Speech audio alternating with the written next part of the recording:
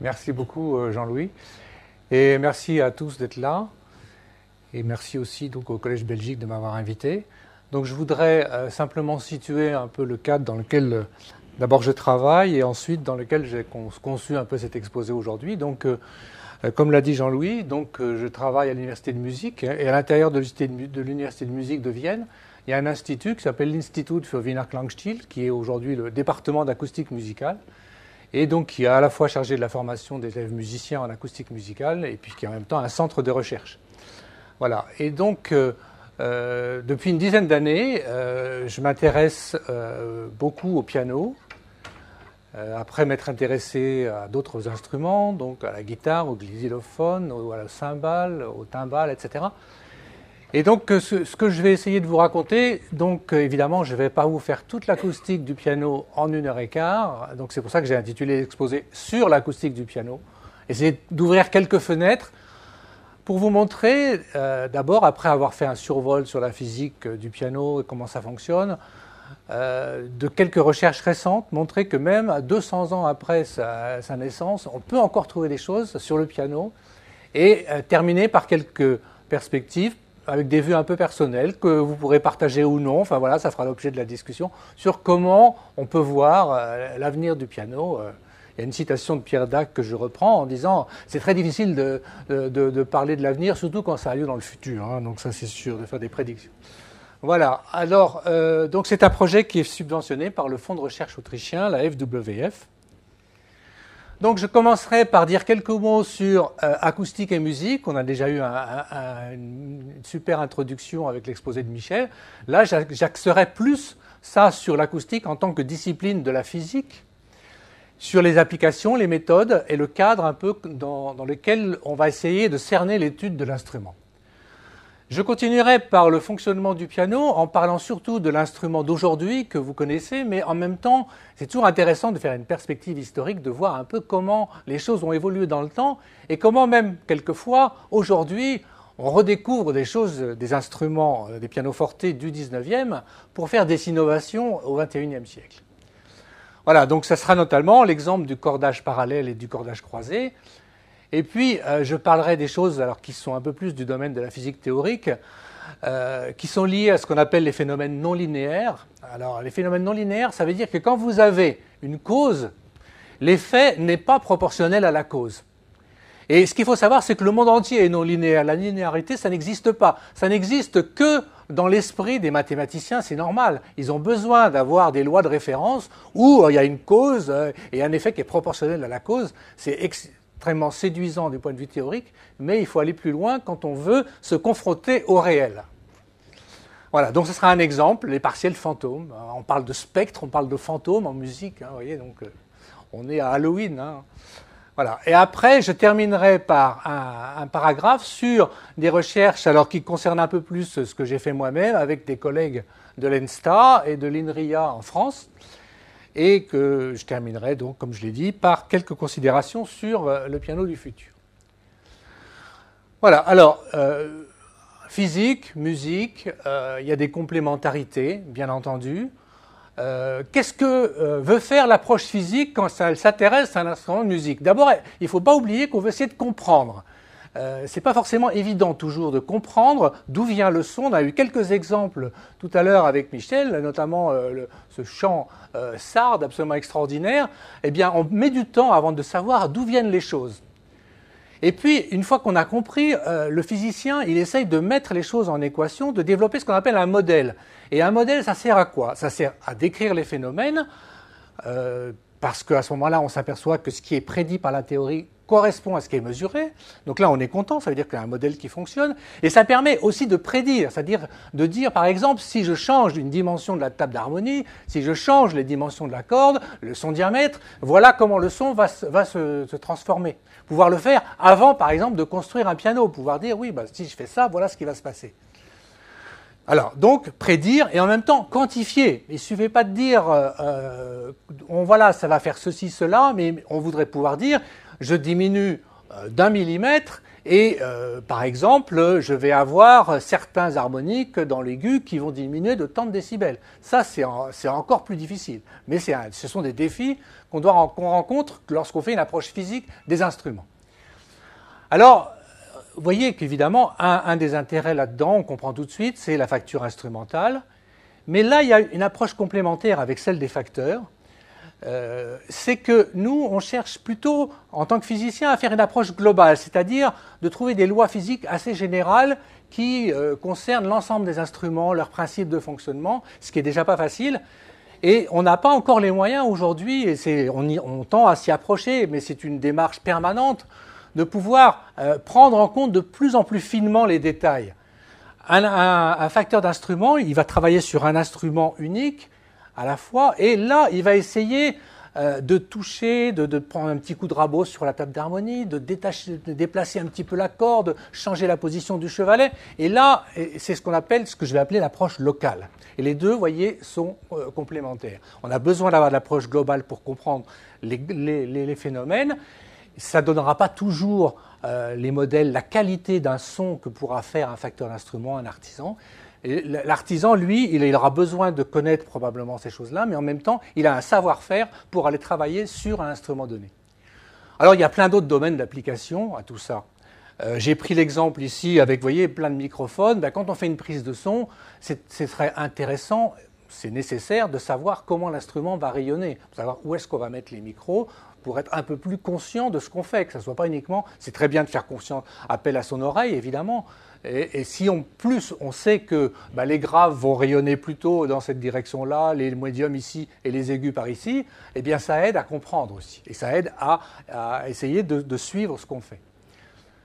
La synthèse sonore, on a eu des exemples d'ordinateurs tout à l'heure, c'est aussi un domaine en pleine expansion, où on va chercher peut-être dans un premier temps à essayer de reproduire des sons d'instruments existants, ce n'est pas forcément le but, mais c'est peut-être aussi d'élargir les possibilités que les instruments d'aujourd'hui ne peuvent pas forcément faire. Voilà. Sur la perception des sons, le fait d'avoir des modèles, ça permet aussi de faire varier de façon très petite, de façon infinitésimale, certains paramètres de tension, de diamètre, etc., qu'on ne pourrait jamais réaliser dans la réalité, et donc de faire des gradations comme ça progressives de sons, et de demander, par exemple, en faisant des tests d'écoute aux gens, à partir de quand ils entendent des différences. Ça, c'est quelque chose qui est extrêmement important à savoir. Ça veut dire jusqu'à quel point il faut vraiment aller mesurer au centième de millimètre la variation d'une table d'harmonie. Si vraiment personne l'entend, est-ce que... Voilà, le genre de questions que l'on peut se poser. Et bien entendu, l'apprentissage de l'instrument, si on sait comment ça fonctionne, l'expliquer à ceux qui vont jouer, c'est évidemment quelque chose d'important. Voilà, alors après, donc là, ici, fonctionnement du piano, deuxième partie. Donc, je vais passer en revue, d'une manière générale, ce qui se passe d'abord de la touche jusqu'à la corde. Ensuite, le marteau et tout ce qui se passe au niveau de l'interaction entre le marteau et la corde. La table d'harmonie, qui est vraiment l'organe central et essentiel du piano, et après de la table de rayonnement du son. Alors vous allez me dire, vous allez oublier le pianiste là-dedans. Mais non, le pianiste, c'est le plus important, évidemment. C'est ce qui va se passer entre l'intention, ensuite qui va se traduire en force et en vitesse sur une touche, et on va voir un petit peu maintenant ce qui se passe. Alors, je le laisse un peu de côté, on y reviendra tout à l'heure. Là, j'ai un schéma qui part du marteau, mais je reviendrai sur ce qui se passe au moment où l'instrumentiste appuie sur une touche et qu'est-ce qui se passe jusqu'au moment où le marteau frappe la corde. Alors, faisons abstraction pendant un moment, parce que j'ai une petite vidéo à montrer sur cette interaction et sur le jeu du pianiste, mais faisons pour l'instant abstraction de ça et regardons ce qui se passe sur ce schéma qui a été donc fait par un de nos collègues suédois, Anders Askenfeld, que j'ai traduit en français ici, pour essayer de comprendre le schéma général du piano à partir du moment où le pianiste a joué, il a lancé un marteau vers la corde, il n'a plus aucune action dessus. C'est ce qu'on appelle un instrument à oscillation libre. Tout à l'heure, Michel a parlé des oscillations entretenues, des instruments à son entretenus. C'est une grosse différence. Une trompette, un violon, il y a tout le temps une introduction d'énergie en permanence et un contrôle et une réaction entre l'instrumentiste et l'instrument.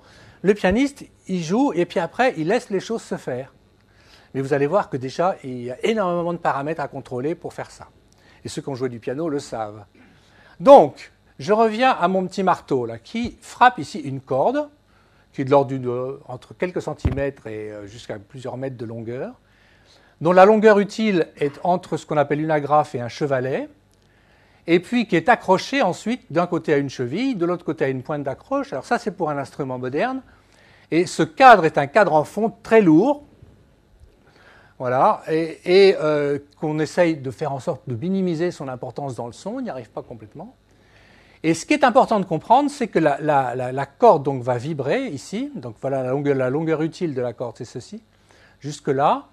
Là, parfois, vous avez des gens qui décident d'atténuer ou d'autres de laisser sonner cette partie-là, qu'on appelle la longueur morte, mais là, vous verrez sur certains pianos, il y a des feutres. Donc ça, voilà, il y a des différentes stratégies. Mais au fond, le plus important, c'est ça. Ici, ça va agir sur ce qu'on appelle un chevalet. Le chevalet va bouger verticalement comme ceci et va transmettre des efforts à une plaque en bois qui s'appelle la table d'harmonie, qui est très fine. Et cette table d'harmonie, elle est renforcée avec un petit peu de masse, pas beaucoup de masse, parce qu'il ne faut pas que ça soit trop lourd, mais de manière à raidir un petit peu la table. Et ça, il faut que par contre, elle soit relativement rigide. Ce qui compte pour une table d'harmonie, c'est d'être à la fois légère et rigide, voilà, avec des raidisseurs. Donc, le marteau interagit avec les cordes, qui lui-même interagit avec la table, et la table d'harmonie, c'est elle qui rayonne le son vers l'extérieur. Parce que les cordes elles-mêmes, toutes seules, elles ne peuvent pas rayonner de son. Vous prenez une petite corde de guitare entre les mains, vous tapez avec le doigt, vous n'entendez rien du tout. Si vous approchez la corde de l'oreille, à ce moment-là, vous commencez à entendre un tout petit peu, mais ça ne va pas marcher. Par contre, si vous accrochez ça ici sur le bureau et que vous faites boum, boum, boum, là, ça va marcher, vous allez entendre quelque chose parce que vous avez une grande surface d'échange avec l'air extérieur qui va produire de la puissance acoustique. Alors, je reviens sur le pianiste, essayer de comprendre qu'est-ce qu'il va exercer et quels sont les paramètres qu'il va pouvoir contrôler. Alors, l'entrée, c'est force et vitesse, ici, à l'entrée de la touche, qui va déclencher ici un système qui est volontairement dessiné de façon simplifiée, mais qui a en gros pour effet de lancer le marteau vers la corde. Alors après, vous avez des systèmes ici plus compliqués, ça a l'air très compliqué, ça l'est en effet. Ce qu'il faut retenir de ce système des marteaux aujourd'hui, de touches de piano aujourd'hui, c'est que essentiellement au cours du siècle, elles ont été compliquées pour pouvoir complexifier, je devrais dire, pour pouvoir permettre ce qu'on appelle le double échappement. C'est-à-dire qu'une fois que vous avez lancé le marteau, eh bien on puisse répéter la note très rapidement sans attendre que le marteau soit redescendu complètement. Et donc l'idée qui est due à Erhardt, qui a développé ça dans 1820-1821, eh bien c'est de faire en sorte qu'une fois que la note a été jouée, le marteau redescend un tout petit peu de manière à ce que le pianiste, s'il veut répéter une triple croche, hop, il peut réenvoyer tout de suite le marteau vers le haut. Alors, je vous prie de m'excuser pour les vidéos et tout ça, c'est qu'on a fait des essais avant le début de la conférence et je n'ai pas pu intégrer les vidéos dans le PowerPoint, donc ce qui veut dire que je vais être obligé de faire un peu de gymnastique à chaque fois pour aller chercher la bonne vidéo, donc je vous prie de m'excuser. Voilà, on va essayer de se débrouiller quand même. Et donc celle que je veux essayer de vous montrer ici, là, c'est, voilà, ouvrir avec.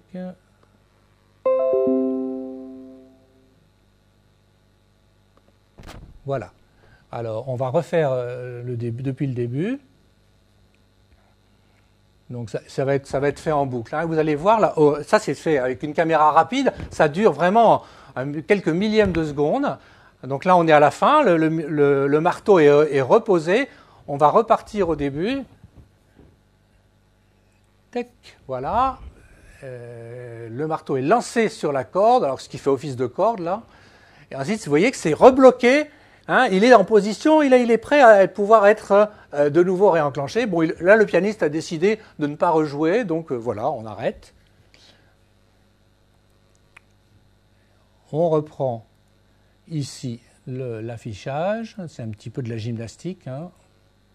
Voilà, on essaye de s'adapter. Et alors, je vais vous montrer quand même maintenant sur un exemple qui est un des derniers nés de la maison Bösendorfer. Comment est-ce qu'on peut arriver à avoir une idée de l'action que fait un pianiste quand il joue un morceau, en enregistrant systématiquement l'ensemble des informations force et vitesse sur un clavier, et évidemment le timing, c'est-à-dire la juxtaposition des notes, les différences temporelles, etc. Alors, je vais vous laisser voir un petit peu qu'est-ce qui se passe quand on fait ce genre d'enregistrement.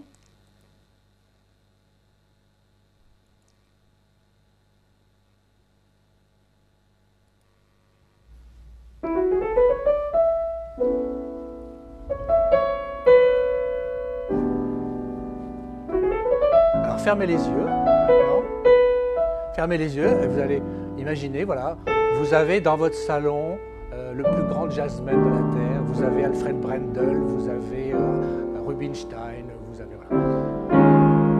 Vous voyez qu'en fait, qu'est-ce qu'on a fait là? Qu'est-ce que les gens de Bösendorfer, une maison vénérable qui se met à l'électronique et à l'électromécanique, ils ont mis tout un tas de circuits qui permettent de capter, d'enregistrer exactement la force, les vitesses et l'ensemble des différences temporelles entre les notes pour arriver à vous restituer vraiment la musique comme elle a été jouée. Et donc il y a des très grands artistes qui sont allés chez Bösendorfer et qui ont joué. Et donc vous pouvez effectivement les avoir dans votre salon. C'est-à-dire si vous achetez ce modèle de Bösendorfer, j'ai aucune action chez Bösendorfer, hein, je vous vois.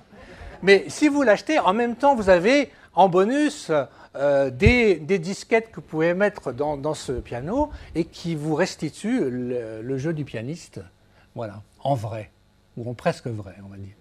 Donc ça, c'était simplement pour illustrer le fait que vous voyez que si on restitue ça, on restitue quand même déjà pas mal de choses de ce qu'est capable de faire un pianiste. Alors j'avais oublié de parler d'une chose, il y a aussi l'usage des pédales, bien sûr, hein, qui là aussi est pris en compte, c'est très important. Voilà, donc ça, vous voyez, on a déjà vu ce qui se passait entre le moment où le pianiste joue et où le marteau arrive sur la corde. Et maintenant, on va s'intéresser à l'interaction entre le marteau et la corde. Et là aussi, je vais vous faire voir avec une caméra rapide, j'espère que, oui, voilà, je l'ai là, ce qui se passe au moment où le marteau arrive sur la corde, voilà. Pareil, filmé avec une caméra, donc vous voyez, il y a à peu près 10 000 images par seconde, là ici. Vous voyez le marteau qui arrive sur la corde. Qu'est-ce qui se passe? Bon, évidemment, il y a l'étouffoir qui a été soulevé en même temps. Et puis, vous avez vu peut-être passer des petites ondes, là. L'impulsion de force qui a été communiquée, hop, et là, voilà, elle revient. Et elle revient parce qu'en fait, elles ont été réfléchies aux extrémités. Et ce qui se passe, le régime vibratoire de la corde, c'est tout un tas de petites impulsions comme ça qui n'arrêtent pas de se réfléchir. Et c'est parce que la corde a un domaine limité que l'ensemble de ces impulsions se compose et il va résulter quelque chose d'un peu miraculeux, c'est que de cette composition de toutes ces réflexions multiples va émerger le fait que simplement certaines fréquences vont pouvoir subsister et ces fréquences sont quasi harmoniques, pas tout à fait, et elles vont donner une hauteur de son, et c'est la raison pour laquelle on utilise des cordes. Voilà.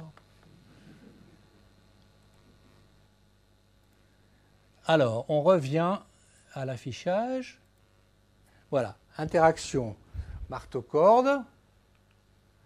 Et maintenant, avant de reparler un peu des cordes, je vais passer un petit moment quand même pour vous parler du comportement des feutres et pour essayer de vous faire comprendre en particulier aussi ce qui se passe quand votre accordeur vient chez vous et qui commence à piquer des petites épingles dans les feutres. Ce n'est pas parce qu'il fait un rite vaudou, hein, c'est parce qu'il cherche à assouplir un peu les feutres. Parce que si les feutres sont très souples, eh bien vous allez avoir un son plus doux et ça va changer l'impulsion de force qui est communiquée à la corde et ça va changer donc le nombre d'harmoniques ou de partiels, je devrais dire, pour être plus rigoureux, qui sont émis à la corde et qui ensuite vont être transmis à la table et au son. Alors, regardons un petit peu ce schéma qui a l'air compliqué, mais qui ne l'est pas. En fait, c'est ce qu'on appelle la caractéristique force-déformation du feutre. Et vous voyez qu'il y a des chiffres qui vont de 1 à 88, ça représente les 88 notes de piano moderne. Et je prends par exemple celle qui correspond au numéro 1, c'est-à-dire la note la plus grave, correspond à des gros feutres comme ceci. Et on a une caractéristique non linéaire ici aussi, vous voyez. en ce sens qu'au début, on n'appuie pas beaucoup sur le feutre et on est capable de faire une grande déformation. Hein, si vous appuyez avec les doigts, ça s'enfonce beaucoup. Et puis après, ça s'enfonce de moins en moins parce qu'on commence à atteindre l'âme qui est ici en bois. On a du mal à appuyer. Et hop, ça veut dire qu'il faut appuyer de plus en plus fort. Avec la force augmente beaucoup plus vite que la déformation. Et alors, autre propriété, quand on revient en arrière, le feutre relaxe. Et donc, ça crée ce qu'on appelle un cycle d'hystérésis. Alors ça veut dire qu'il va y avoir des pertes au niveau du feutre, etc. Voilà, et si plus on va vers l'aigu, plus on a besoin d'impulsions courtes et qui envoient vraiment, excitent bien les hautes fréquences, hein, parce que les notes sont aiguës. Et donc ici, on va avoir une caractéristique qui va être très forte ici. Donc ici, vous voyez, beaucoup plus rigide. Et tout ça, ça compte pour pouvoir avoir quelque chose qui soit progressif et qui puisse bien restituer l'ensemble des notes du piano. Vous voyez, on parle d'un seul instrument, mais en réalité, il faut savoir que les problèmes qui se posent pour les graves, pour les médiums et pour les aigus dans un piano, c'est complètement différent. Et ce qui est quand même extraordinaire, c'est qu'on a l'impression d'un instrument homogène, etc. Mais physiquement, je peux vous dire que rien n'est à l'échelle et rien n'est homogène là-dedans. Alors voilà quelques exemples d'impulsions de force que j'ai mesurées sur plusieurs pianos, en France et également à Vienne, en Autriche, là, sur plusieurs. Alors ici, ça c'est une note dans l'extrême grave. Alors on voit la première impulsion, puis généralement il ne se passe rien pendant un moment, puis pof, le marteau se met à rebondir et ça fait une deuxième petite impulsion. Et puis au fur et à mesure qu'on va vers le grave, ces plusieurs impulsions se regroupent entre elles. La durée globale devient plus courte, ça veut dire qu'on va exciter plus de fréquences. Là, on passe d'ici, déjà on est à 4e octave, quelque chose comme ça. Vous voyez qu'on distingue à peine maintenant les différentes réflexions. Hein. Il y a une petite distance entre le marteau et la grave qui devient de plus en plus petite. Et puis quand on arrive dans l'aigu, c'est très très court, hein, moins d'une milliseconde. Et voilà, il faut que ça ait la pêche. Voilà, alors maintenant, vous voyez, c'est rapide le fonctionnement du piano, mais c'est que j'ai tellement de choses à dire que je ne vais pas pouvoir rester uniquement là-dessus. Donc je vais parler maintenant des cordes. Alors pourquoi des cordes? On en a déjà un petit peu parlé. C'est parce que les cordes frappées ont une hauteur de son bien définie. Là, vous avez ce qu'on appelle un spectre d'une corde de piano, c'est-à-dire l'ensemble des fréquences qui sont émises pendant à peu près une seconde, moyennées sur une seconde. Et ici, on a la fréquence et ici, on a l'amplitude. Vous voyez qu'elles sont à peu près équidistantes. Si on regarde de près, ce n'est pas tout à fait vrai. L'écartement augmente un tout petit peu à cause de ce qu'on appelle la raideur de la corde.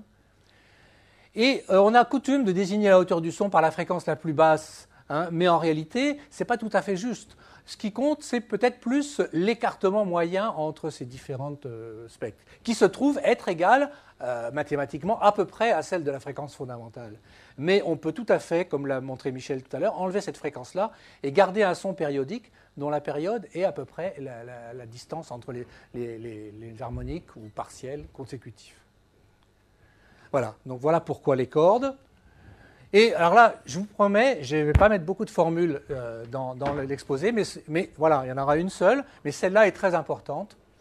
C'est comment dimensionner un piano. Vous voyez, pour pouvoir faire toutes ces notes-là, eh bien, on a plusieurs possibilités. On a une formule ici qui dit que les fréquences des notes varient de façon inversement proportionnelle à la longueur. La longueur de la... Alors, le problème est que si jamais vous ne jouiez avec un seul type de filament en acier que sur ce paramètre longueur, il vous faudrait un salon avec au moins 10 ou 12 mètres de long pour pouvoir mettre votre piano. Vous voyez que ce n'est pas tellement facile, ce n'est pas tellement vendable. Donc, ça veut dire qu'on ne peut pas se permettre. Le maximum ici, déjà les pianos à queue, on n'est pas loin de 3 mètres, juste comme ça. Donc, c'est un maximum ce qu'on peut faire. Mais alors, puisqu'on ne peut pas jouer sur la longueur, on va jouer sur quoi? On va jouer sur la masse.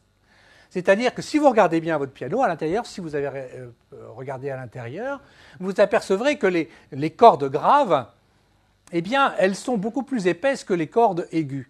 Et en fait, il y a une âme en acier et puis c'est filé avec du fil de cuivre, etc.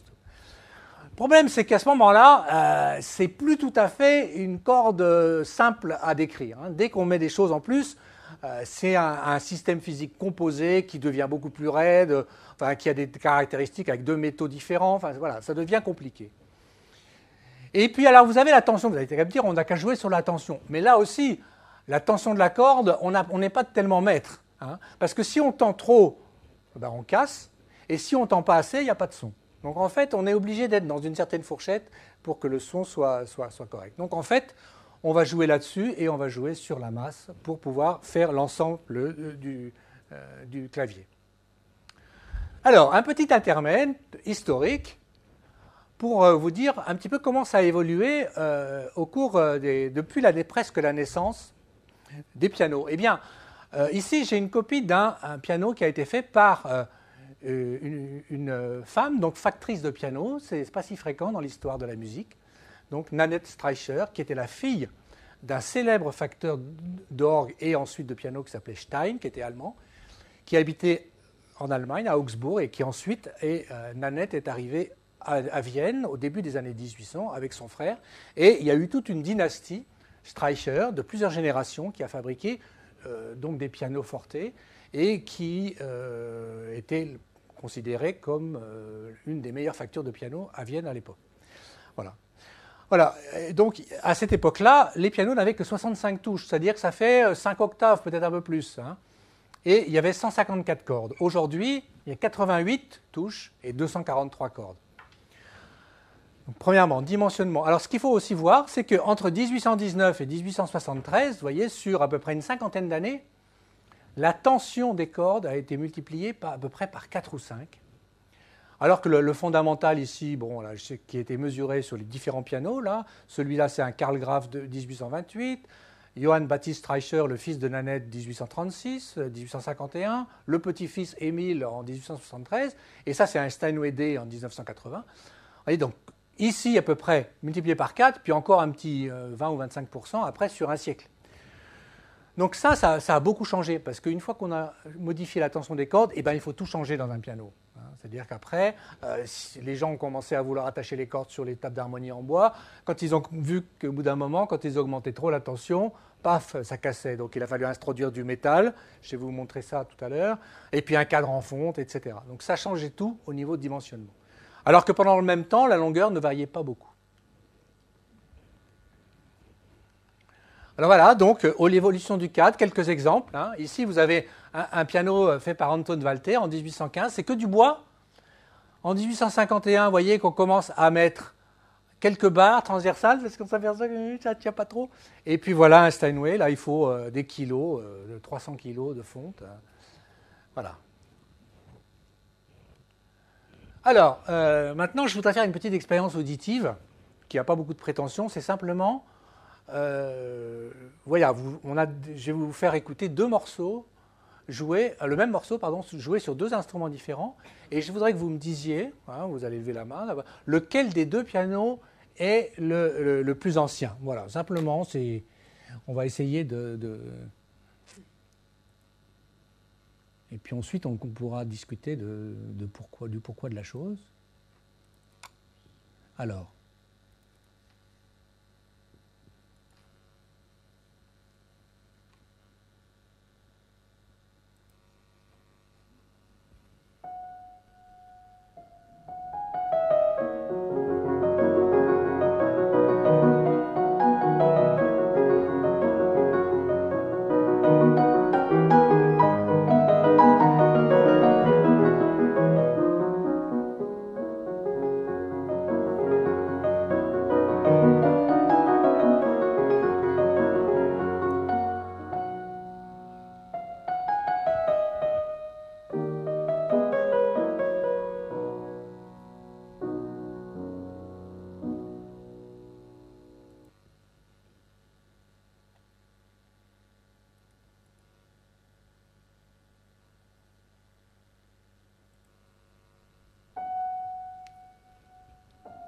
Deuxième.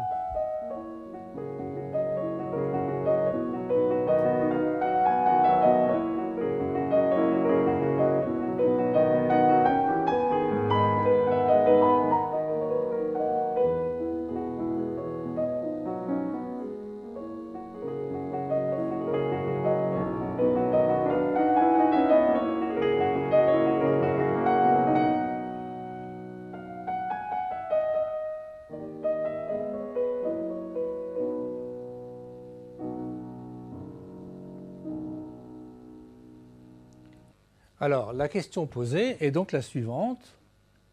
À votre avis, lequel des deux pianos est le plus ancien? Alors, qui est-ce qui vote pour le numéro 1?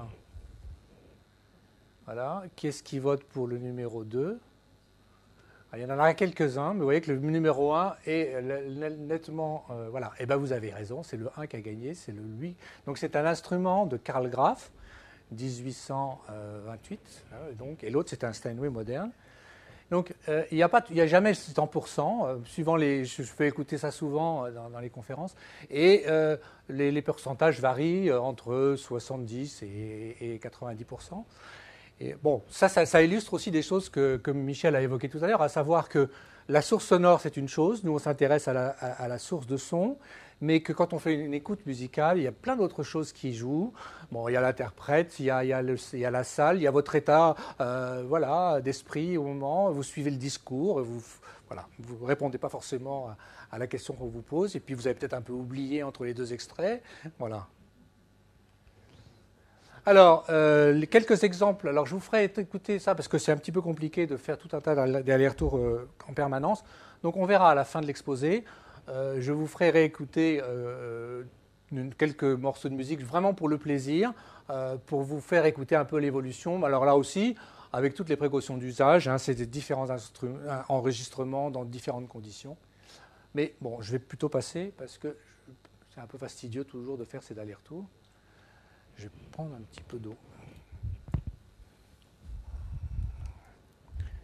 Alors, je reviens maintenant. Donc ça, c'était simplement après avoir fait un petit intermède historique sur la façon dont les pianos ont été construits pendant une centaine d'années.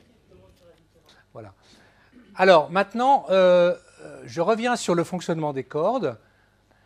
Vous avez pu voir aussi, si jamais vous avez ouvert un piano, qu'il y a parfois dans les graves une seule corde, puis ensuite, quand on va un peu plus vers le médium grave, 2 cordes, et puis dans l'aigu, 3 cordes. Alors évidemment, ça, il y a plusieurs raisons pour ça. La première raison, c'est augmenter le niveau sonore, mais pas uniquement. En fait, si on regarde, par exemple, si on s'amuse à bloquer 2 cordes sur 3 dans l'aigu, et qu'on enregistre la décroissance du niveau au cours du temps, on va avoir une courbe comme ça, par exemple. Et si maintenant on en garde 2, hein, on en étouffe une, on n'en garde que 2, eh bien on va s'apercevoir que l'allure temporelle va être très différente. C'est-à-dire que les cordes vont être couplées, c'est-à-dire qu'en fait elles sont toutes les deux attachées au chevalet, et le mouvement de l'une fait bouger le chevalet qui va faire bouger l'autre corde. Donc ça veut dire que quelque part elles ne sont pas indépendantes. Et le fait qu'elles ne soient pas indépendantes, ça crée l'équivalent un peu de battement comme ceci, qui fait que ça prolonge la durée. Et quand vous faites appel à un accordeur, il va jouer non seulement, évidemment, sur la hauteur, en jouant sur la tension, il va jouer sur le timbre en piquant plus ou moins les feutres, comme j'ai dit, en les rendant plus ou moins souples, et il va également régler les désaccords entre les différentes cordes pour pouvoir régler également la durée des sons. Voilà, donc on arrive à la table d'harmonie. Donc voilà ici un exemple de table d'harmonie de piano droit, vue de derrière. Alors avec ici, la table, c'est ce qui est ici avec les fibres dans cette direction-là. Et puis les raidisseurs, vous voyez que sur ce piano-là, qui est un piano moderne, et ils sont orientés à peu près perpendiculairement aux fibres, de manière à raidir la table. Alors, quel est son rôle? Le rôle de la table... Là, ici, vous retrouvez le schéma de tout à l'heure, mais voilà en anglais, hein, pour varier les plaisirs. Donc, vous avez ici, donc, à la fois prélever l'énergie vibratoire des cordes avec ici le transfert au chevalet, et puis rayonner de l'énergie sonore. Voilà. Et donc, pour ce faire, eh bien, ici, vous avez d'un côté de la table, vous avez ici les chevalets sur lesquels sont fixées l'une des extrémités de la corde, et puis de l'autre côté, vous avez les... Et puis, vous êtes en même temps une table bombée, ce qui permet d'avoir un meilleur contact entre les cordes et la table d'harmonie. Et puis en même temps, une fois que les cordes sont tendues, ça va tendre la table d'harmonie et ça va la rigidifier. Et c'est ce qu'on cherche aussi. Alors, ici, quelques images pour vous montrer comment ça se passe. Vous avez ici la table d'harmonie, puis on fixe le cadre par ici. Et il y a une place pour les chevalets. Et là, vous voyez, on est prêt pour pouvoir venir fixer les cordes ici. Voilà, alors que là aussi, dans le cadre des petites différences avec les pianos anciens et les pianos contemporains, autrefois, on avait une table qui était beaucoup plus fine et on avait un système de raidisseur également beaucoup plus fin. Donc tout l'ensemble était plus léger.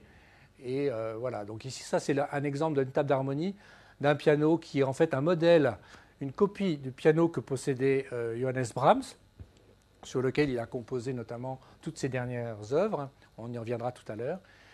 Et donc que les copies faites par un facteur qui se trouve en République tchèque, dont le nom n'est pas tchèque, s'appelle Paul McNulty, il est d'origine canadienne, je crois. Voilà. Et donc j'ai pu, grâce à lui, pouvoir mesurer exactement tous les paramètres de cette table d'harmonie. Vous voyez que c'est également encore relativement fin par rapport à ce qu'on peut voir sur les pianos contemporains. Alors, avant de voir un petit peu ce qui se passe au niveau des phénomènes sur la table d'harmonie, je vais essayer de vous expliquer. Donc ça, c'est un des intérêts de la simulation, c'est de pouvoir reproduire les vibrations communiquées à une table d'harmonie. On fait un modèle de table, on l'insère dans un domaine, et puis on va également être capable de simuler les ondes sonores à l'intérieur de ce domaine. Alors, je vais vous faire voir, parce que ce n'est pas évident donc de voir le son. On a vu un exemple avec les sonagrammes. Eh bien, les simulations, c'est une autre façon aussi de voir comment les ondes se propagent, à la fois les ondes élastiques sur les structures, c'est-à-dire les tables d'harmonie, mais également les ondes dans l'air. Alors voilà, ça c'est quelque chose qui a été réalisé par une de mes anciennes doctorantes, Juliette Chabassier. Alors, je vais voir ça, on va s'arrêter 2 secondes pour que je vous dise de quoi il s'agit, qu'est-ce que ça représente, juste simplement, et comment ça se passe. Alors ici, on n'a pas représenté les cordes pour ne pas brouiller trop l'image, mais vous voyez ici, on a un point qui est le point d'attache d'une des cordes, ici sur la table d'harmonie. La table d'harmonie est comme ceci. Voilà. Et on a représenté, donc vous allez voir les ondes se propager, les ondes élastiques, les ondes vibratoires se propager, qui sont communiquées par la force d'excitation qui arrive ici à l'extrémité du chevalet. Vous vous rappelez, il y a le marteau quelque part ici qui envoie une force, et puis ces forces se propagent, se combinent, et la combinaison de tout ça arrive ici en un point qui est le point d'attache avec le chevalet. Et donc, c'est transmis tout ça à l'ensemble de la table d'harmonie. Et en même temps, cette table, eh bien, elle communique sa vibration aux molécules d'air voisines, et ça va créer un champ sonore, et ici qu'on a représenté ici dans 2 plans perpendiculaires. Donc, ce qui est perpendiculaire là, ça n'est plus des ondes élastiques dans le bois, mais c'est des ondes acoustiques dans l'air qui sont représentées ici. Alors, quand c'est rouge, ça veut dire que c'est positif, c'est-à-dire que ça va avoir le mouvement de la table d'harmonie vers le haut. Quand c'est bleu, c'est vers le bas. Et pour ce qui concerne la pression, eh ben, il y a la pression acoustique, c'est des variations autour de la pression atmosphérique qui sont tantôt un peu supérieures, tantôt un peu inférieures. Donc quand ça va être supérieur, c'est rouge, quand c'est inférieur, c'est bleu. Et je vous laisse maintenant voir comment les choses se passent. Voilà, les ondes se propagent à la surface de la table, vont se réfléchir, et vous voyez que ça fait des formes extrêmement complexes. Et vous voyez qu'au bout d'un moment, vous avez des ondes qui sont émises dans l'air, ici, et dans toutes les directions. Donc c'est quelque chose qui se passe dans le temps, qui est extrêmement compliqué, mais on a à notre disposition des outils pour essayer, à la fois mathématiques et physiques, pour pouvoir analyser ces vibrations et voir un peu comment est-ce qu'on peut arriver à comprendre tout ce qui se passe. Alors, déjà, la première chose, c'est que pour la table, il s'agit de la même chose que pour les cordes, c'est-à-dire vous avez affaire à une structure de dimension finie. Et toute structure de dimension finie a ce qu'on appelle des modes de vibration. Alors, les modes de vibration de la corde, c'était les fameuses partielles, là, bien équidistants. Il y en a peut-être une centaine, jusqu'à 200, on va dire, pour les cordes dans l'extrême grave. Eh bien, pour les tables d'harmonie, c'est beaucoup plus compliqué. On est plutôt de l'ordre de 1000 à 2000. Et alors, lorsqu'elles sont dans les fréquences graves, eh bien, vous voyez, ça va faire on peut décomposer les ondes très compliquées que vous avez vues en ce qu'on appelle les modes de vibration. Et donc tout ça, hein, il faut qu'on pense qu'il y a 1000 figures comme ça, additionnées en même temps, qui évoluent dans le temps, et ça vous donne la vibration de la table d'harmonie. Et ce qui est intéressant dans le grave, vous voyez, tout bouge. Alors ça veut dire n'importe quelle corde va exciter tous les modes graves de la table d'harmonie. Mais quand vous êtes dans l'aigu, eh bien simplement quelques petites zones qui vont vibrer. C'est ce qu'on appelle la localisation des modes. Ce qui fait qu'en fait, suivant l'endroit où la corde est attachée, si les graves sont attachés ici, les médiums ici et les aigus ici, ils ne vont pas exciter tout à fait les mêmes notes. Mais tous ces modes-là sont potentiellement là, présentes. Et comme quand dans un morceau de musique, vous allez jouer des graves, des aigus, des médiums, etc., eh bien en fait, la table d'harmonie, elle va contenir tout ce qui va faire l'identité sonore quelque part de l'instrument. C'est-à-dire que vous allez, à un moment ou à un autre, vous allez exciter ces modes, pas tous ensemble, pas de la même façon, etc. Mais après de l'accoutumance, eh bien vous allez vous apercevoir que ce piano, il a une certaine sonorité. Évidemment, ça compte aussi les feutres, les cordes, etc. Mais la table d'harmonie a un rôle crucial dans ce domaine-là. Alors, je ne vous avais pas tout dit tout à l'heure, hein, exprès, parce que je vous ai montré un spectre de cordes. Mais quand vous regardez maintenant, non pas un spectre de vibration de cordes, mais un son de piano, vous allez vous apercevoir évidemment que vous allez reconnaître les fréquences des cordes dans ce spectre, mais vous allez reconnaître aussi, et ici dans le grave, tous les modes de table. Alors, pourquoi dans le grave? Eh bien parce qu'en fait, ils sont moins atténués que dans l'aigu. C'est-à-dire dans l'aigu, ils sont atténués très vite, alors on les voit à peine. Mais ils sont quand même présents, hein, quelques millisecondes, mais ils sont là. Parce qu'encore une fois, une analyse comme celle-là, elle fait une moyenne sur à peu près une seconde ou une demi-seconde. Alors ça a l'air d'être avec des amplitudes, vous voyez, pas très fortes, mais en réalité, quand on est juste au moment de l'attaque du son, c'est extrêmement présent. Voilà, alors on arrive à la dernière étape, hein, de la table maintenant au rayonnement du son. Alors, qu'est-ce qu'il faut comme qualité, j'en ai déjà un petit peu parlé, pour pouvoir rayonner du son de manière efficace? Eh bien, il faut, comme je l'ai dit, un matériau léger et rigide. Et quand on étudie l'ensemble des matériaux, on s'aperçoit que le bois, en particulier l'épicéa, répond bien à ce cahier des charges, mais qu'il faut quelquefois rajouter un peu de raidisseur pour le rendre un peu plus rigide. Il faut que ça soit une structure stable dans le temps, parce que sinon elle a une grande sensibilité à la température et à l'hygrométrie, ce qui explique que les facteurs de piano, eh bien, ils font vieillir leur table pendant des mois, des années, des dizaines d'années parfois, de manière à ce que ça bouge le moins possible, avec des conditions de séchage particulières. Parce qu'il y a aussi une chose importante, c'est ce que j'ai dit tout à l'heure à propos de l'amortissement interne, c'est-à-dire que si jamais les tables sont trop molles, sont trop humides, etc., eh bien, les vibrations vont s'atténuer tout de suite et on va avoir un son pauvre. Alors, vous pouvez toujours essayer de faire aussi une table en métal, mais à ce moment-là, vous serez déçu, parce qu'à ce moment-là, vous allez avoir un amortissement qui ne sera pas suffisant, et à ce moment-là, vous allez avoir un son de casserole. C'est-à-dire que les modes de table vont venir se mêler à ceux de la corde, et vous allez avoir une cacophonie innommable. Donc, ce n'est pas facile de trouver des bons matériaux pour faire une bonne table d'harmonie.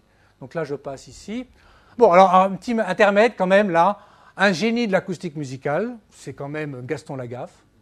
Voilà un exemple aussi où il a essayé d'améliorer le fonctionnement et le rendement acoustique de son instrument. Bon, Franquin est décédé il y a 20 ans, hein, on est en Belgique. Je me suis dit qu'un petit hommage à Gaston et à Franquin ne ferait pas de mal à ce niveau-là de l'exposé.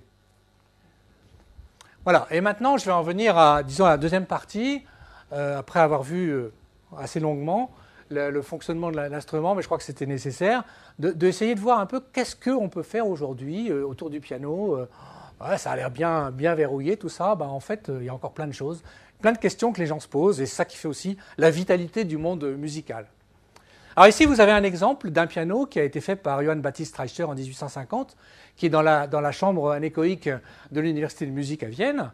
On a la chance d'avoir une grande chambre qui permet de contenir des grands pianos. Et ici, alors vous allez constater une différence importante par rapport à la plupart des pianos modernes, c'est que les cordes ici sont parallèles entre elles. Et puis si vous regardiez bien, on est un peu loin de la figure, mais c'est également parallèle aux fibres. Donc ça, on va voir quelles conséquences ça a ensuite sur le son. Et ici, vous avez des cordages croisés qu'on trouve sur la plupart des pianos contemporains. Alors, quelle est la différence entre les deux? Eh bien, en fait, figurez-vous que aujourd'hui, alors encore une fois, hommage à la Belgique, un facteur d'instrument belge, Chris Mayne, il n'est pas dans la salle, non? Non, bon.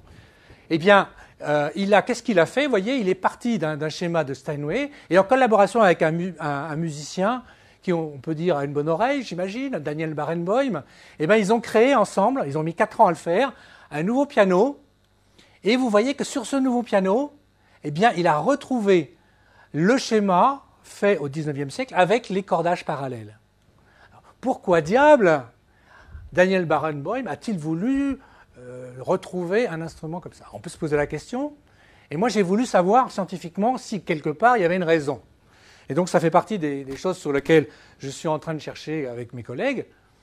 Il y a eu également en France Stéphane Polello qui a fait le même constat, qui est également excellent pianiste et facteur de piano, et il explique les choses de la façon suivante. Retour à une disposition non croisée de l'ensemble harmonique, c'est-à-dire les cordes, afin de favoriser une spatialisation naturelle ainsi que la lisibilité des différents registres.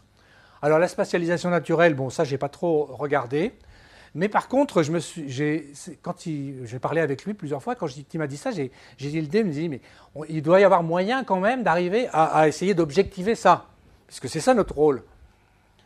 Et voilà à la conclusion que je représente ici de manière schématique, auquel on est arrivé.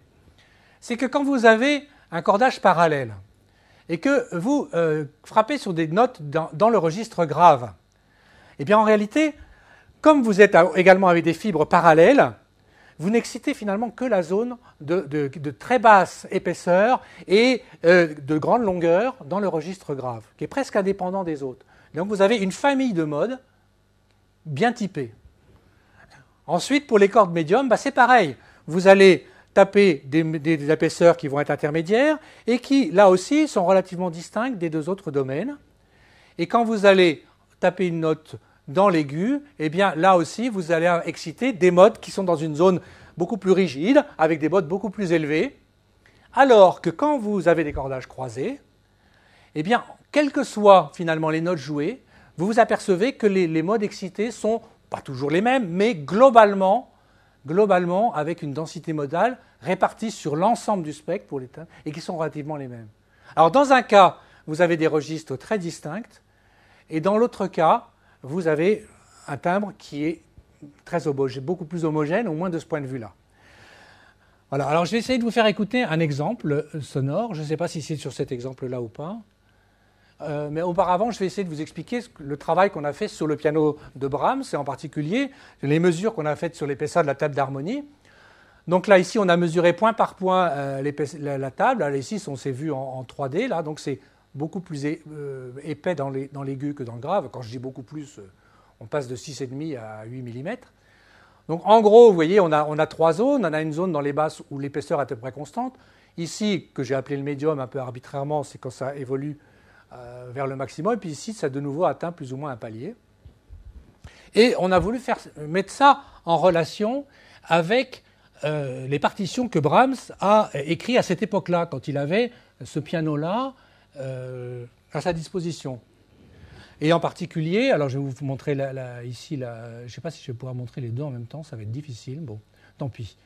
Je vais essayer de faire appel à votre mémoire.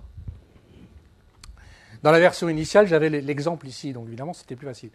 Alors, si vous regardez la Rhapsodie opus 119 numéro 4, que vous connaissez tous par cœur, bien sûr, donc à la fin, vous avez 2 mesures qui sont jouées vraiment chaque fois à l'octave, d'abord dans le grave, puis dans le médium, puis dans l'aigu.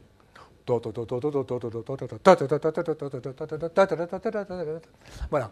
Et moi, en tout cas, vous allez me dire si vous partagez cette impression ou pas, j'ai eu l'impression vraiment d'avoir des couleurs différentes, et c'est ce que donne l'analyse aussi. Mais alors maintenant, c'est pas tout de voir ce que donne l'analyse, il faut aussi que ça soit partagé au niveau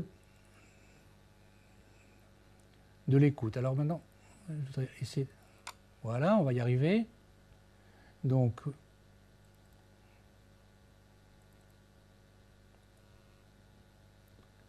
ouvrir avec.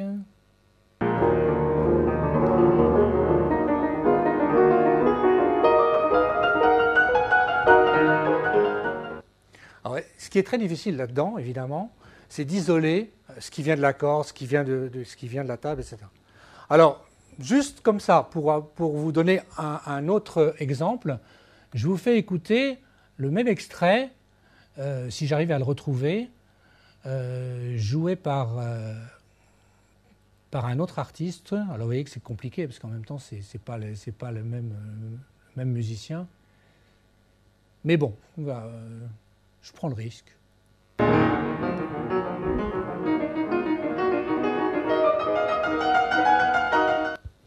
Bon, je sais pas. Vous entendez une différence sur le timbre hein? Voilà. Alors maintenant, vous êtes un peu obligé de me croire, comme disait Michel tout à l'heure sur certains de ces exemples. Il y a une grande partie qui vient de la table d'harmonie.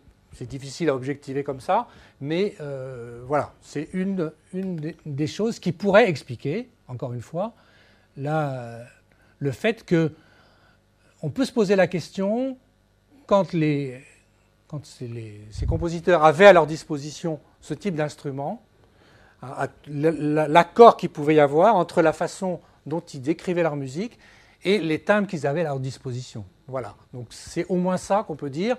Plus, après, il faut faire attention à ne pas trop s'avancer. Voilà, alors maintenant je passe à un deuxième exemple d'innovation. C'est ce que j'ai appelé tout à l'heure les partiels fantômes. Là aussi, je ne vous ai pas tout dit tout à l'heure. Hein, vous avez vu, il y avait des beaux spectres de cordes avec des notes bien individualisées, que j'ai représentées ici exprès en gros avec des bâtons rouges. Dans le bas, vous aviez l'importance de la table d'harmonie. Et puis en fait, si vous regardez, en particulier dans les cordes graves, ce qu'il y a entre ces piliers rouges là, qui vont imposer la hauteur du son, etc., eh bien vous allez avoir énormément d'autres petits phénomènes. Alors les premiers qui ont mis en évidence ça, c'est un facteur d'instrument dans les années 1970-1980, Harold Conklin. Et il s'est dit, mais c'est bizarre, on ne les voit pas, qu'est-ce que c'est que ces choses-là? Et donc c'est lui qui, le premier, a appelé ça les partiels fantômes. Et ces partiels fantômes, ils résultent en fait on a pu le faire plus tard, donc l'explication physique, elle est venue que beaucoup plus tard, 30 ans ou 40 ans plus tard, du fait que quand le marteau attaque la corde, eh bien la corde devient plus tendue d'une certaine manière, parce que sa longueur augmente. Et à chaque oscillation, comme ça, quand elle va prendre une grande amplitude, eh bien, sa tension va varier. Et ce terme de tension va en fait combiner tous les harmoniques entre eux et rajouter tout un tas de fréquences comme ça qui peuvent être vraiment très importantes. Alors là aussi, je vais essayer de vous faire écouter des choses qui ont été faites par la synthèse après, parce que c'est extrêmement difficile dans la réalité d'isoler l'un de l'autre. Mais par la synthèse, on peut le faire. On peut arriver à synthétiser un modèle complètement linéaire qui ne donne que les raies rouges et un autre non linéaire qui donne en plus toutes les raies noires. Et là encore, je vais vous demander si oui ou non vous entendez une différence. Alors voici l'exemple où on n'a que les traits rouges. L'exemple avec une théorie linéaire de la corde de piano. Et puis maintenant, la même chose, mais avec une théorie non linéaire.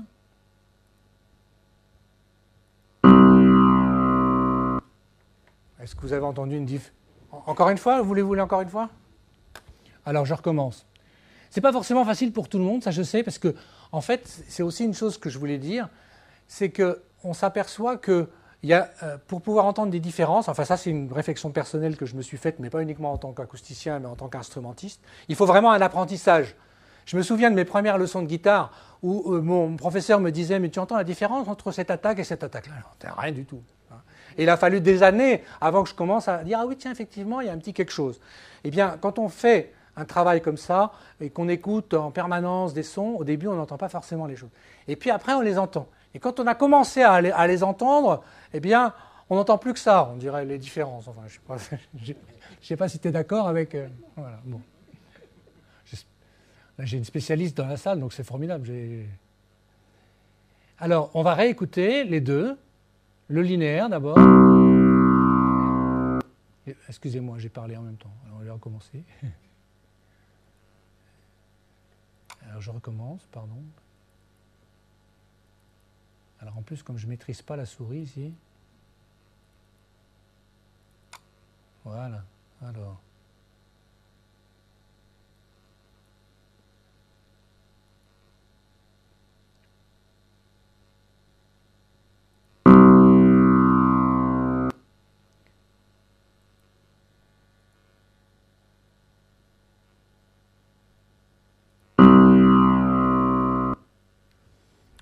Quels sont ceux qui ont entendu une différence entre les deux?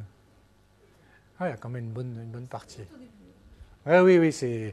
En fait, ce qui se passe, c'est que, alors quand on analyse ça un peu plus près, on s'aperçoit que tous ces partiels fantômes en plus créent ce qu'on appelle tout un tas de petits battements supplémentaires. Et donc, vous avez une modulation du son qui fait...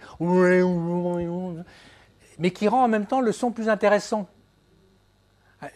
C'est très pauvre un son linéaire, c'est pas intéressant du tout. Les non linéaires, c'est beaucoup. Mais alors en termes de puissance de calcul, c'est quand même beaucoup plus compliqué. Voilà, alors j'en arrive un peu justement à l'aspect calcul. J'ai encore un petit quart d'heure. Un petit quart d'heure, bon ça devrait, je vais essayer. Donc pour ceux que ça intéresse, je n'ai pas le temps de parler de tout, mais donc mon ancienne doctorante Juliette Chabassier, qui est maintenant chercheuse à l'INRIA, a réalisé un site sur ces choses-là, sur comment est-ce qu'on modélise un piano. Voilà un exemple de ce qu'on fait. On est obligé de découper la table d'harmonie en tout petits éléments, et également la caisse et puis l'ensemble environnant. Et puis, on envoie une vibration sous la forme d'une impulsion de force qu'on a mesurée, discrétisée par exemple. Et le résultat de tous les calculs, ça va être un son qu'on est capable d'entendre. Alors, qu'est-ce que c'est que simuler un piano et à quoi ça sert? Bon, simuler un objet, c'est quelque chose qui est devenu courant en ingénierie. Ça a eu évidemment bien avant l'acoustique musicale. Bon, quand on fait un viaduc de Millau, on est obligé de faire des pré-projets avant de construire le viaduc pour être sûr que ça va bien tenir avant de s'en servir. C'est sûr, sinon c'est dangereux. Par contre, de savoir que si on tape sur la pile du pont, ça émet un sol ou un fa dièse, on s'en fiche un peu. Mais ce n'est pas vrai en musique. Et donc, une des raisons qui a fait aussi que ça a mis du temps avant de faire des simulations numériques en acoustique musicale, c'est la précision requise. On a besoin d'une précision très importante. Il faut que ça soit au hertz près, il faut que, voilà, au dB près, enfin, il faut être capable vraiment. Et donc, avant d'avoir les outils informatiques et numériques pour faire tout ça, eh bien, ce n'était pas évident. Et chaque problème mécanique, physique, demande aussi à chaque fois une recherche mathématique particulière. Je vous ai parlé des cordes non linéaires. Avant de trouver une manière de simuler ces choses-là de manière propre, eh bien, il faut des années de recherche. Alors, à quoi ça sert? Ça sert à tester nos connaissances. Pourquoi? Parce que si on fait un modèle et qu'on simule, et qu'après on écoute, eh bien, ça nous donne finalement l'image sonore de ce qu'on comprend. Et donc, après, eh bien, on est tout penaud, on compare avec la réalité, on s'aperçoit qu'on n'a pas tout compris. Et qu'est-ce qu'on fait? Eh bien, on recommence le cycle et on refait un modèle un peu plus élaboré, etc. Ce qu'on a voulu faire, nous, ici, il y avait eu déjà des travaux faits depuis longtemps sur les cordes, les tables, le rayonnement. On a voulu mettre ensemble, faire quelque chose de global. Donc, c'était un grand défi, parce qu'il fallait trouver un modèle numérique qui englobe tout, depuis... Alors, pas le pianiste, je vous rassure, mais depuis la vitesse du marteau sur la corde, la vibration de la corde, le couplage avec la table et le rayonnement acoustique, ce qui est déjà pas mal. Il a fallu faire des mesures sur les instruments pour pouvoir, en gros, alimenter le modèle et au moins vérifier, dans certains cas, si ce qu'on faisait n'était pas complètement débile. Ensuite, discrétiser les équations, comparer, ajuster le modèle, etc. Alors les aspects pratiques, eh bien ici ça veut dire des millions d'éléments découpés, c'est ce que j'ai dit. On met ça dans une boîte fictive qui simule une chambre sourde, de manière à ne pas avoir les effets de salle et tout ça. Et alors les exemples de résultats, eh bien vous en avez déjà vu un exemple. Ça permet déjà de suivre la propagation des ondes, de voir un peu comment les choses se passent. Donc ça nous a donné énormément de renseignements. On a même découvert parfois des phénomènes physiques nouveaux. Lorsqu'on a fait des études sur la timbale, par exemple, on s'est aperçu que en regardant les propagations des ondes, il y avait une espèce d'onde guidée sur la membrane dont personne ne connaissait l'existence. Alors après, on peut comparer avec la mesure sur des sons isolés. Je vais vous faire écouter ça. Si, comme je l'ai dit tout à l'heure, simuler des variations systématiques de paramètres, je vous ferai écouter quelques exemples aussi. Et puis pour le plaisir, on peut aussi s'amuser à faire quelques extraits musicaux. Mais là, on n'est pas en temps réel. C'est-à-dire que pour une seconde de son, il nous faut en gros 24 heures de calcul. Donc, parce qu'on veut simuler un grand champ sonore et pas uniquement une note de musique. Alors, je vais essayer de vous faire écouter donc, successivement une note simulée d'abord, mesurée ensuite dans le grave, dans le médium et puis dans l'aigu, disons, et puis ensuite un petit extrait musical, voir que les comparaisons de sons expérimentaux et isolés sont assez sévères, vous allez voir. Donc ça ici, c'est d'abord le son simulé dans le grave.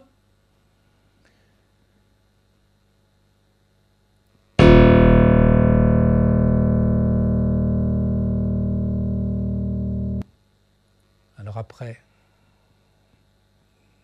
donc ça c'est la mesure.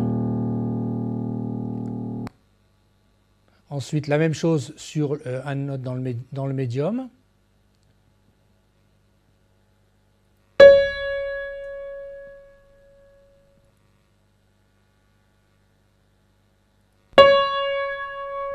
Bon, vous voyez qu'il y a des petites choses qui ne vont pas bien, hein. Et ensuite dans l'aigu.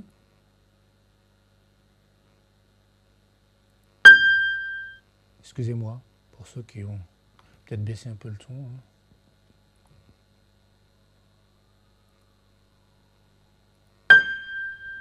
Voilà. Bon, alors en gros, pour vous synthétiser un peu les réflexions qu'on a eues là-dessus, alors ces exemples, ils datent de 2012, donc depuis ce temps-là, on a un tout petit peu amélioré les choses. En fait, dans le grave, on s'est rendu compte que le modèle était insuffisant. Notamment, on n'avait pas une bonne, ce qu'on appelle enveloppe spectrale. Et une des raisons qu'on est en train d'approfondir actuellement, c'est que pour tous les sons, là, on a considéré que le seul organe du piano qui envoyait des sons dans l'air, c'était la table d'harmonie. Mais dans le grave, ce n'est pas vrai. Quand vous regardez, prenez un piano, vous tapez les notes graves, et vous allez regarder, toucher le bord du piano, vous allez savoir que ça vibre aussi. Dans le grave, tout est couplé, hein. Vous avez également le cadre qui vibre, etc. Donc c'est extrêmement difficile d'arriver à isoler un seul élément. Donc une piste d'amélioration pour le modèle dans le grave, eh bien, c'est de considérer d'autres éléments vibrants que la table d'harmonie. Après, vous aviez, dans certains cas, des différences, mais pour lesquelles on savait que ce n'était pas bien rendu par le modèle, c'est que y a la réverbération du local, des choses comme ça, dans lequel on a fait la prise de son, qui était un studio à l'IRCAM, ce n'était pas complètement une chambre sourde, et donc quelquefois ça prenait en compte ces choses-là qui n'étaient pas prises en compte dans le modèle. Alors, deuxième exemple d'utilisation de ces synthèses sonores, prenons un exemple de son qu'on a volontairement essayé d'aligner avec même hauteur et même niveau sonore, mais on essaie de voir la variation de tension des cordes. Alors ça peut répondre, il est parti, à la question du monsieur de tout à l'heure. C'est quoi la différence entre un piano ancien et un piano moderne? Eh bien, on essaye de comprendre ça. Et on se dit, bien, on prend des tensions différentes, hein, et simplement, on fait en sorte, évidemment, pour avoir la même hauteur, de compenser avec le diamètre de la corde. Donc, je vais essayer de vous faire écouter des exemples volontairement exagérés. Hein. Là, on a un son de référence, une tension augmentée de 50%, diminuée de 50%, l'autre de 50%, et vous allez voir si oui ou non vous entendez des différences dans la qualité générale du son. L'autre exemple, c'est pareil sur les paramètres de table d'harmonie. On part d'une référence et puis ensuite on va amincir la table, toutes choses égales par ailleurs, et puis on va ensuite la rigidifier, toutes choses égales par ailleurs. Alors, qu'est-ce que ça donne comme exemple? Alors, voici d'abord l'exemple sur les variations de tension.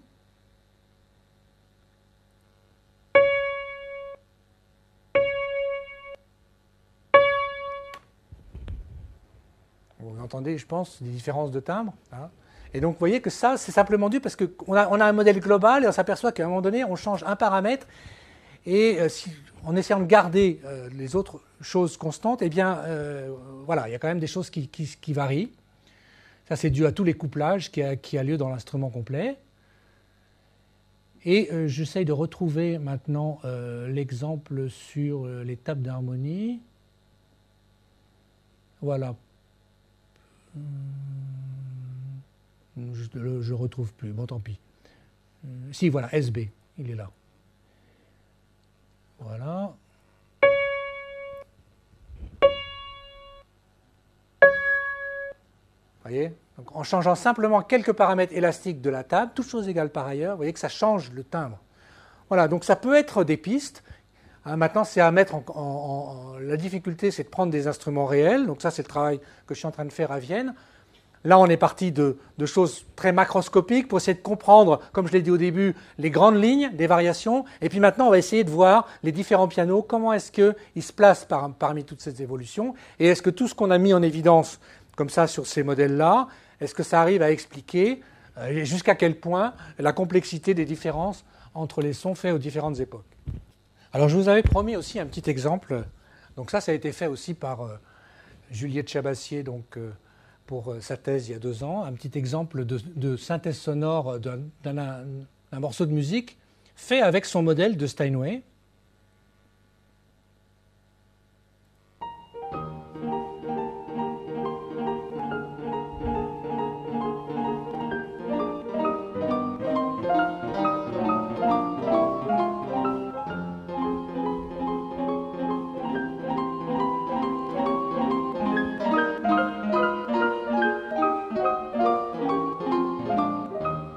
Voilà, donc c'est intéressant d'avoir ces témoignages de l'état de la recherche à différentes époques, pour se rendre compte un peu des distances qu'on a entre ce qu'on est capable de comprendre d'un instrument et malgré tout, bon, ça ressemble quand même pas à une corne de brume, vous voyez que c'est...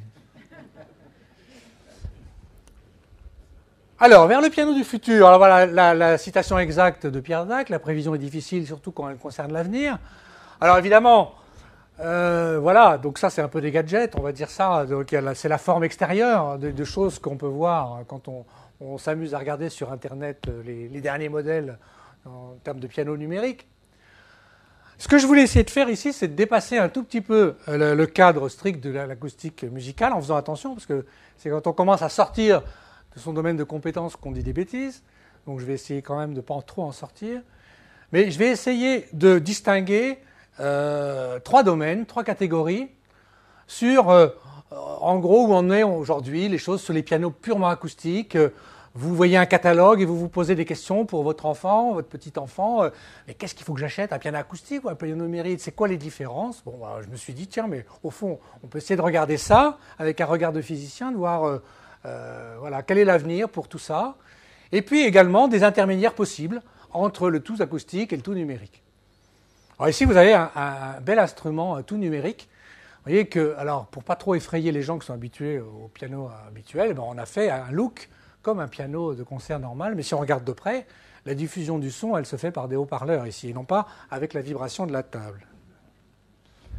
Alors, je pense que c'est intéressant de voir ces choses-là dans le futur en liaison avec l'avenir également de ce qui se passe dans l'ensemble de la communauté musicale. Ce que j'ai dit tout à l'heure sur le piano de Brahms, je pense que c'est une vraie question, c'est de se dire à un moment donné, il y a une conjonction, et les choses avancent en même temps. Pourquoi est-ce qu'on a fait des pianos avec plus de tension? Parce qu'à un moment donné, on avait besoin de pianos plus forts. Pourquoi est-ce qu'on avait besoin d'avoir des pianos plus forts? Parce que les compositeurs, Beethoven et autres, le réclamaient. Et aussi parce que le piano devait jouer avec des orchestres de plus en plus fournis, etc. Vous voyez que toute la vie musicale voyage ensemble. Donc, les musiques émergentes aujourd'hui réclament de nouveaux sons, des nouveaux instruments. Vous allez à l'IRCAM, vous êtes acousticien, ils viennent là, ils vous jettent dessus. Fais-moi des nouveaux sons pour ma dernière composition. Voilà. Ils ont besoin de ça, c'est normal, il faut créer des choses nouvelles. Alors après, j'ai essayé d'aller interroger des musiciens, des facteurs, pour avoir un peu leur avis. Alors, beaucoup d'avis dans la nature, je ne vous ferai pas de dessin, mais quand même, il y a une question qui revient. Et ça revient aujourd'hui peut-être avec un peu plus d'insistance qu'il y a 20 ou 30 ans, c'est qu'on s'aperçoit qu'on recherche une certaine authenticité. On se dit, on aimerait bien pouvoir jouer au cours d'un même concert, Schumann sur un piano de 1830, Brahms sur un piano de 1870. Enfin, il y a des gens qui le font, mais alors ils sont obligés d'aligner 5 pianos sur la scène. Et c'est déjà une performance, parce que c'est pas facile de passer de l'un à l'autre. Il y en a d'autres qui disent, oui, mais moi, en tant qu'artiste, je voyage un jour à New York, l'autre à Berlin, ensuite à Vienne. J'ai besoin d'avoir le même instrument dans toutes les salles de concert, parce que sinon je suis perdu, moi je suis sûr, etc. Voilà. Et puis d'autres qui disent, oui, c'est demande un effort de changer d'instrument. Donc, voilà. Bon. Tout ça, c'est vrai. Puis vous avez d'autres facteurs de piano que je ne citerai pas, qui disent, de toute façon, on est les meilleurs, et donc les autres ne valent rien. Donc, alors, vous avez ça, vous avez tout ça qu'on entend, et puis vous avez la technologie qui évolue. Et quand on regarde l'histoire du piano, on s'aperçoit que malgré tout, à chaque époque, ils ont bénéficié des recherches de leur époque. Ils ont bénéficié des recherches à l'époque sur sur les cuirs. Vous ne savez pas le nombre de papiers et de choses qui ont été faits sur les cuirs qui recouvraient les marteaux à l'époque des 1810-1820. C'est incroyable. Et puis sur les matériaux des cordes, il y avait des ateliers en Bavière qui étaient spécialisés pour faire des cordes avec certains types de matériaux incroyables pour tel type de piano. Et puis on allait découper les bois pour les tables d'harmonie dans une forêt de Bohême, les soirs de lune, etc., en faisant attention. Et surtout sans le dire aux copains, parce que c'est comme pour les champignons. Donc voilà, il fallait savoir où aller choisir les bons bois. Et aujourd'hui, eh bien, il y a des progrès en électronique, en robotique, en informatique. Alors, dans quoi ça résulte de tout ça? Alors, les pianos acoustiques, je résume. En gros, eh bien, il y a évidemment la qualité des bois qui joue beaucoup. Donc ça, c'est quelque chose qui restera. Là, il y a des choses qui peuvent poser problème. C'est que un Steinway, me disait un des instrumentistes avec qui je discutais, c'est le meilleur des instruments quand il est bien réglé. Mais vous voyez qu'il faut 12 000 pièces, donc ce n'est pas forcément facile. Combien de temps va-t-on se permettre, en temps de main-d'œuvre, là on va dans le domaine économique, pour garder des instruments comme ça?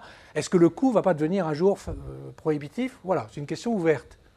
Mais malgré tout, il y a toujours une forte demande dans le monde professionnel classique. Il y a des innovations techniques. Vous en avez vu chez Bösendorfer, vous en avez vu aussi chez Christmann, etc. Donc vous voyez que ces pianos acoustiques, là, ils ont quand même encore des belles années devant eux. Et puis, les aficionados des pianos anciens, qu'est-ce qu'ils vont faire? Eh bien, ils disent, moi, je veux vraiment retrouver le son authentique. Je prends des copies, j'essaie de les restaurer, enfin, voilà, ou j'en fais des copies complètement. Voilà pour les pianos acoustiques. Les pianos numériques, grand avantage, il n'y a pas besoin de cordes. Donc, plus besoin d'accordeur. Mais là encore, il faut distinguer deux choses. Dans ces pianos numériques, il y a deux familles. Il y a les pianos dits à échantillonnage. Je dépasse un tout petit peu. Je finis là, c'est l'avant-dernier. C'est quoi? Les pianos à échantillonnage, ça veut dire qu'on a enregistré un super piano, on l'a mis dans la boîte et puis on s'est débrouillé pour interpoler entre les notes. On a mis à l'intérieur du piano, non pas la cause, mais l'effet.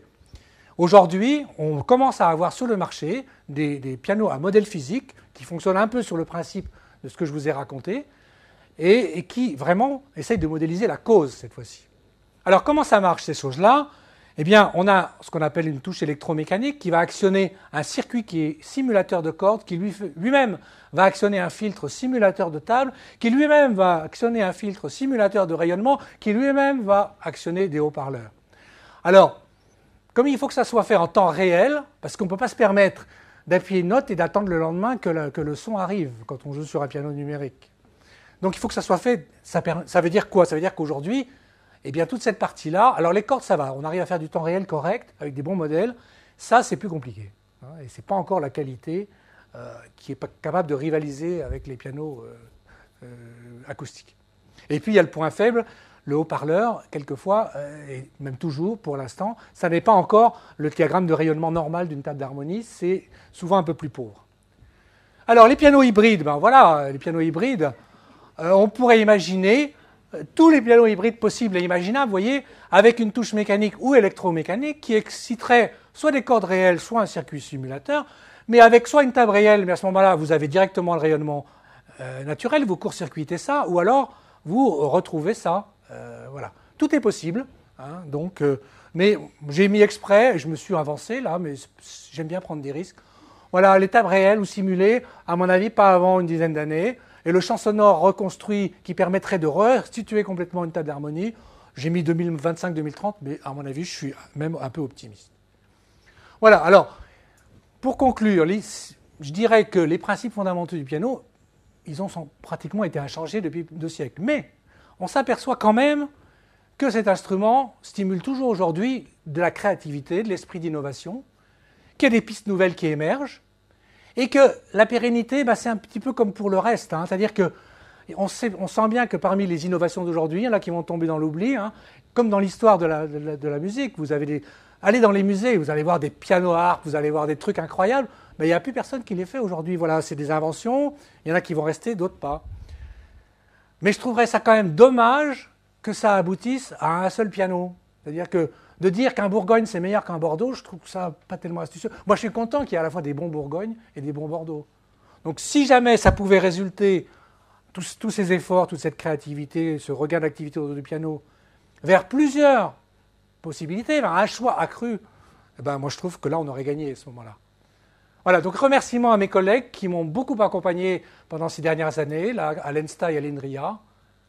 Et je suis prêt pour quelques questions si on a...